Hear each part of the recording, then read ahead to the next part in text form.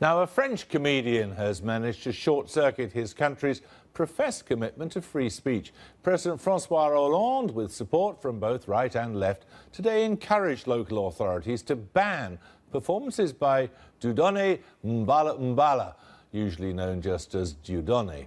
It's being done on grounds of public order because his alleged anti-Semitism has tested to destruction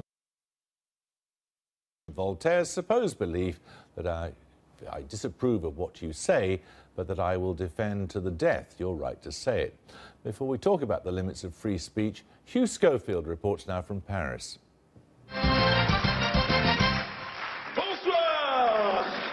The artist called Dieudonné in one of his recent shows. This number is called the Victimization Championships, in which he plays various characters pleading the cause of races that have suffered in history. The subtext is quite clear and understood by the audience. The Jews have grabbed the suffering limelight. It's blacks and others who pay the price. It's provocations like this that have led President Hollande to act. A circular has now been sent to local authorities reminding them that they have the power to ban Dieudonné's shows on the grounds of a danger to public order.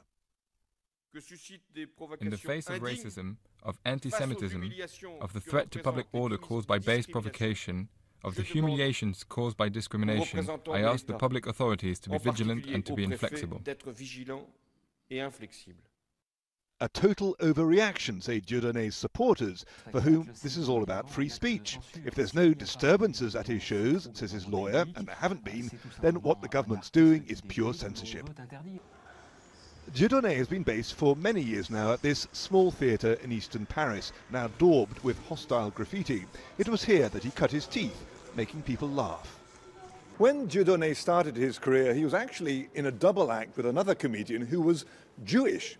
Back then, everyone agrees that he was genuinely very funny, genuinely very clever. But over the years, the act has changed, and the Dieudonné of today is overtly political. Such humour as there is deliberate, provocative, targeted, and often, some would say, downright vicious.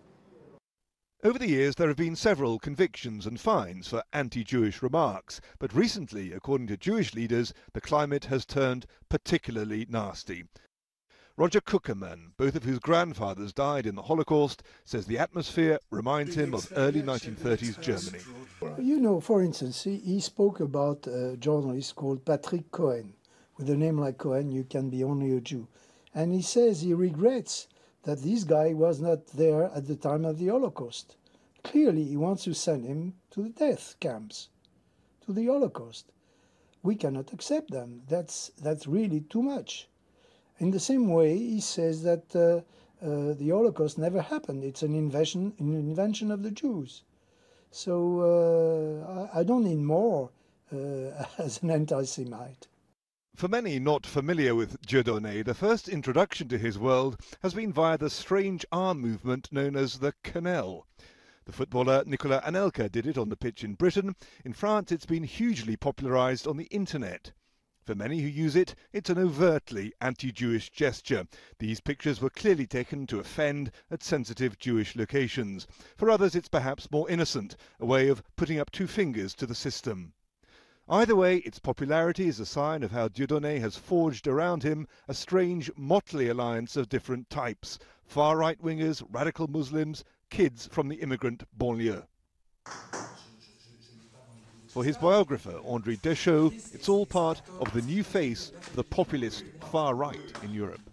The people who follow him, they're mainly young, working class, not culturally or intellectually high level, but they're people who like the way he has of taking risks, of going further and further in his provocation.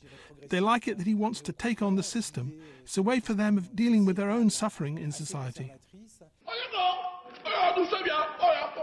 Several cities in France have now said they won't allow Dieudonné to perform, though what difference that will make is far from clear. In today's world, it's the internet that counts, and Dieudonné's weekly videos on YouTube can draw up to 2 million hits. His audience is out there, and it likes what it hears. Well, a little earlier, I spoke to the French writer and filmmaker Alain Soral, who is a close friend of Monsieur Dieudonné, and helped him popularise the infamous Canal gesture. I began by asking him what on earth it meant. C'est un geste anti-système, c'est-à-dire contre on va dire, le pouvoir actuel. It's a gesture against the system, against the powers that be in France. It has only recently become, since it's a gesture that's been around for almost 10 years, only recently the most powerful Jewish organisation in France, the CRIF, decreed that it was an anti-Semitic gesture. So basically, their idea is that an anti-system gesture is an anti-Semitic one. So at the end of the day, is that simply an improper accusation? Or is there a deep link between the system of domination that Mr. Dieudonné is fighting against and the organised Jewish community? Well, that's the question. But you don't deny that Mr. Dieudonné is an anti-Semite, do you? Le problème maintenant, c'est que ce mot est devenu un espèce de... The problem now is that this word has become a word used to scare people. A long time ago, Dieudonné had a partner, a young Jew called Elie Simoun, but all of these accusations started arriving the day he did a sketch on Israeli settlers. So today we have a very powerful Zionist lobby in France, which treats anyone who doesn't subscribe to its vision of the world and to its politics as anti-Semitic. When he says he is neutral between the Nazis and the Jews, he is obviously saying he's anti-Semitic. I don't think you've quite understood that Dieudonné is a comedian. He performs comedy, he does sketches. So if you take one phrase in isolation from a sketch, you won't understand. You need to ask the people who have seen his entire show, which lasts an hour and a half. Then you'll see that his very diverse audience, which reflects the whole of French public opinion, has never thought that he's anti-Semitic. Well, if that is the case, why is it that the government there takes such a strong line against him?